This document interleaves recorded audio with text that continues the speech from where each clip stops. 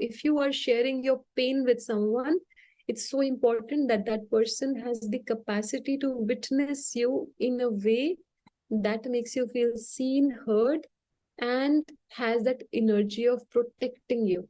If you did not receive that from your parents, you will internalize the shaming witness, and every time you are in pain, your own inner witness will make you feel small about the pain that you're going through. I think I can volunteer, Chanita, because I think my situation is so similar to what you're saying.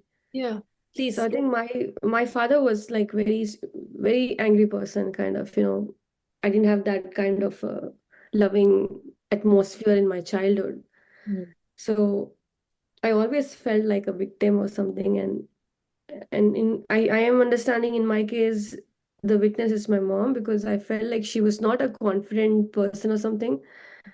So when my father raises the voice, I feel like my mom cries, or kind of, like she didn't know how to protect me or support me, is what I feel.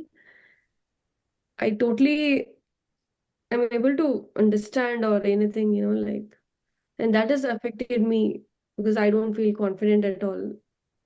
I Mm. don't try new things because I feel as if I do something wrong, what will happen? So that kind of mindset was there for a long time. Mm. Hmm. Yeah. It makes me so sad to imagine that you were experiencing an emotionally unstable home where your father, rather than being a protective figure, Mhm. was adding on to your emotional turbulence. Yeah. And he did not provide you a safe space for self-expression.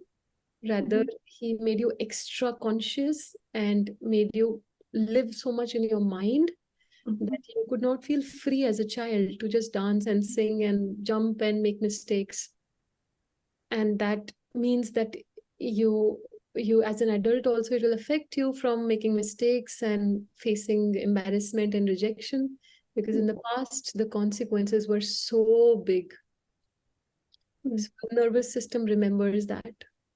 And I so wish that your mother knew how to take care of you and protect you, because a child, the first thing a child needs is protection. Safety is the first thing a child needs.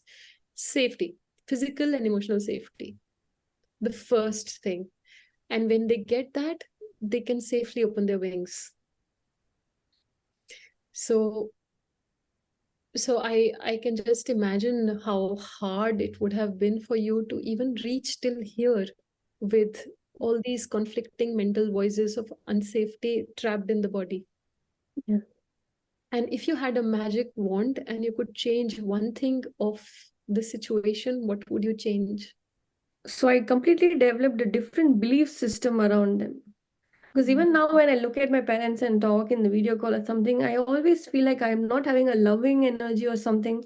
So I always pray now that why am I not having that compassion feeling with them? Even though now he's completely changed and he is completely compassionate, and I genuinely feel the change in him. And he's become a meditator now. He meditates every day and all that. But why is still from my side, what is the belief or something is still there inside me? I like when you say a magic, when I want something to change the belief inside me completely so that I start looking at them the same way. Like how?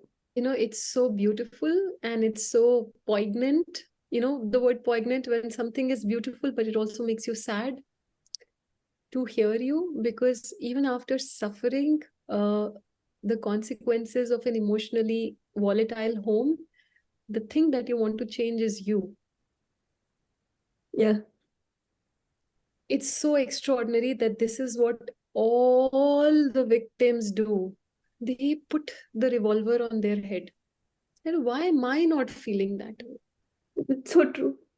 Yeah, yeah. So I only have love, tenderness for, and even I would say pride for the part of you that's not feeling love for him, because that is the part that survived. Yeah, good. I cannot feel surviving energy and love don't coexist. So that part helped you survive no matter what.